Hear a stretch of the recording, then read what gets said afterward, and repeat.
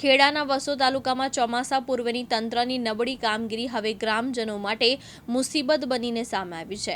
છેલ્લા 4 દિવસથી રામોલ ગામમાં વરસાદી પાણી ભરાઈ રહેતા લોકો ભારે હાલાકી ભોગવી રહ્યા છે।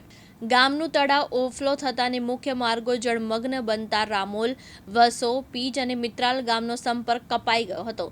આ સાથે ચોમાસા પહેલા કાસની યોગ્ય સફાઈ નહીં થઈ હોવાને કારણે ગામમાં પાણીનો યોગ્ય નિકાલ થયો ન હતો, જેના પરિણામે 200 વીઘાથી વધુ ખેતરોમાં પાણી ભરાઈ જતા ડાંગર અને બાજરાનો પાક સંપૂર્ણપણે ધોવાઈ ગયો છે। પરિસ્થિતિની ગંભીરતાને ધ્યાને રાખીને ગ્રામ પંચાયતના સભ્યો, ડેપ્યુટી સરપંચ અને આરોગ્ય સમિતિના ચેરમેનના તાત્કાલિક ધોરણે કાસની સફાઈ કરાવી નાળું ખુલ્લું કરાવ્યું હતું। નાળું ખુલ્લું થતાં જ પાણી ઓસરવાની શરૂઆત થઈ છે। ડેપ્યુટી સરપંચ દ્વારા પાણીના ઝડપી નિકાલ માટે કડક આદેશો આપવામાં આવ્યા છે અને હાલ સ્થિતિ ધીમે ધીમે કાબૂમાં આવી રહી છે। વરસાદ બાદ હજુ પાણી ઓસરવાનું નામ નથી લેતું। નડિયાદની આજુબાજુના ગામમાં હજુ પરિસ્થિતિ પૂર જેવી હોય તેવી લાગી રહ્યું છે। આપણી વચ્ચે અત્યારે ડેપ્યુટી સરપંચ રામોલના છે। રામોલમાં જળબંબાકારની સ્થિતિ છે, તેમની સાથે સીધી વાત કરીશું। જી બેન, અત્યારે કેવી સ્થિતિ છે અને આ જે પાણી ભરાયું છે તેને લઈને શું કહેશો? અત્યારે નિયંત્રણ થઈ ગયું છે। પાણી જે ભરાયા હતા તે ઓસરી ગયા છે। ગઈકાલે જે ચાલુ વરસાદ હતો, વરસાદમાં ઘણું બધું અમે પાણી જમા થયું હતું, એનો નિકાલ કર્યો છે। અમારા રાજ્ય કક્ષાના મંત્રીશ્રી આવ્યા હતા, તેમણે બધું સ્થળ તપાસ કરી છે અને બધા સભ્યો ને બધા સાથે જ હતા। અમે રેસ્ક્યુ કરીને જેને જરૂર હતી પાણી ઓસર્યા છે। બધું અત્યારે સારું છે પરિસ્થિતિ। છેલ્લા 4 દિવસથી આ પરિસ્થિતિ છે, જેને લઈને આજુબાજુના ગામના સંપર્ક વિહોણા થયા છે, શું કહેશો? સંપર્ક વિહોણા તો હવે જેને સંપર્ક થયો છે એને તો અમે સ્થળાંતર કરાયું છે। અમારે અહીંયા હાઈસ્કૂલ છે ને જગ્યા ઉપર।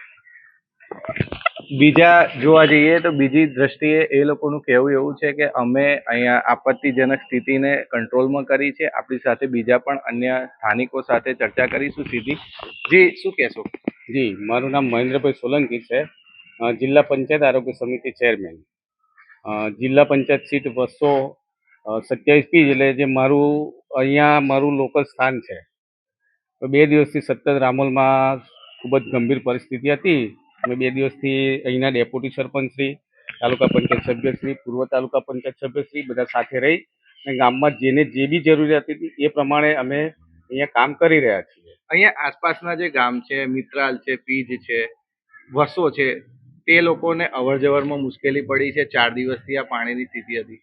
બરાબર છે।